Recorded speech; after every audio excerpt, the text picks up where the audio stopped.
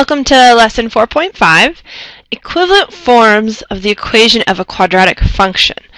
So if you remember from earlier lessons, I did talk about how there is a general form and a standard form for quadratic functions. So let's look at this. An equation of a quadratic function in standard form, y equals a times x minus p all squared plus q, can be expanded and written in general form, which is y equals ax squared plus bx plus c. When the equation of a quadratic function is in general form, most characteristics of the graph cannot be identified. For this reason, it is useful to be able to convert from general form to standard form. This can be done by completing the square. This process involves including a perfect square in the equation of the quadratic function. Now we do this because remember in our last lesson, when the equation was in standard form, we were able to pick apart and find the vertex, the intercepts, the equation of axis of symmetry, and so on. So we're going to work with converting from general form to standard form by completing the square. And you should recognize completing the square from Unit 3 because we did that to solve quadratic equations. Let's try some examples then. Example 1. Determine the coordinates of the vertex of the parabola with equation y equals negative 2x squared plus 5x minus 3. So, first of all, we have this equation. I'm just going to rewrite it here. Now, to determine the vertex, we need to put this in standard form, and then we'll be able to point out the vertex. So, let's complete the square. Now, if you remember from completing the square, the first step is that our leading coefficient of x squared needs a coefficient of just 1. So let's factor out negative 2 here. Then we get x squared. And negative 2 factored from 5 is going to be negative 2.5x.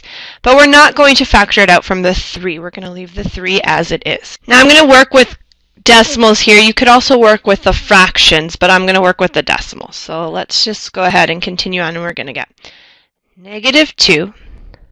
And completing the square, we get x squared minus 2.5x.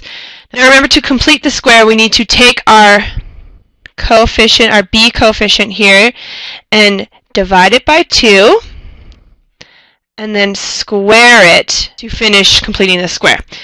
And when we do that, we will get a value of 1.5625 by using our calculator.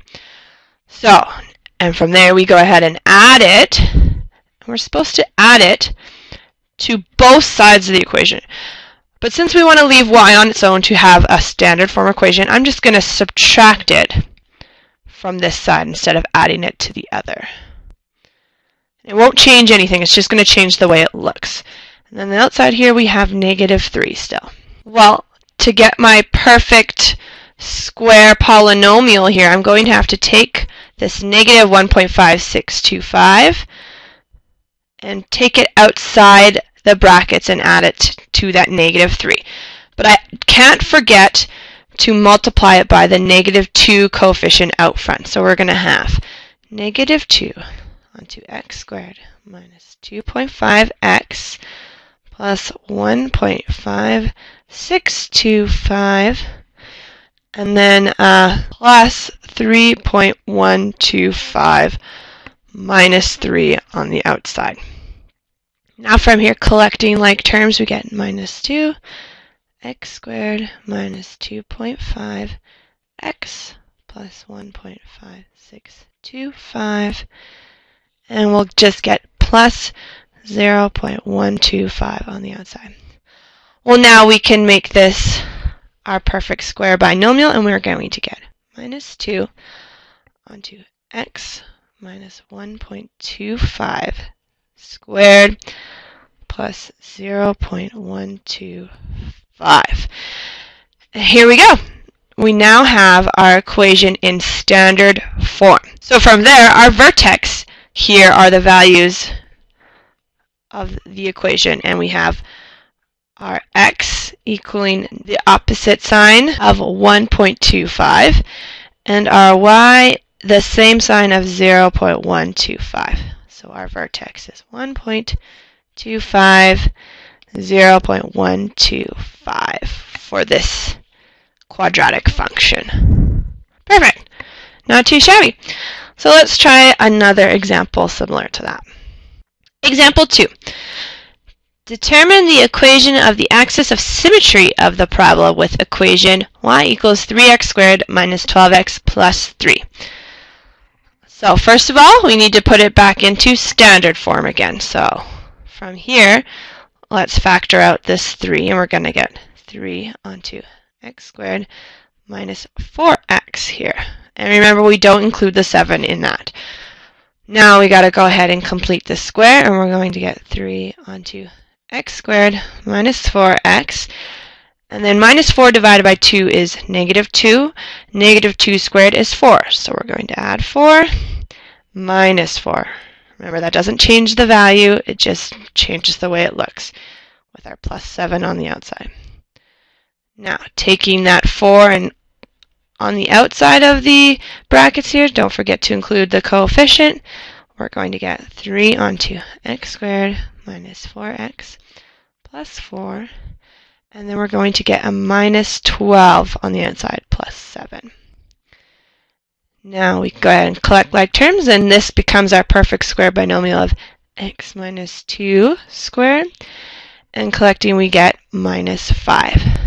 And voila, we already have our equation now in standard form. And remember that the axis of symmetry comes from the vertex.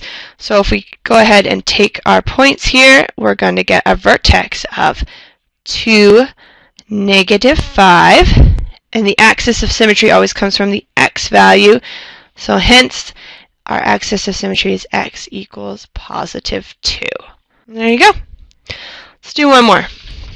Determine the y-coordinate of the vertex of the graph of y equals 1/5 x squared plus 2x minus 1. Alright, we need to put it into standard form. So we got 1/5 x squared plus 2x minus 1. So we need to factor out our 1/5 here. Now remember, when you factor out fractions, what you do is you multiply by the reciprocal. So now 1/5 x squared just becomes x squared, and 2x now becomes 10x because we multiply by 10, excluding the negative 1. Okay, now let's go ahead and complete this square, and we're going to get 10 divided by 2 is 5, 5 squared is 25. So we add 25 and we take it away.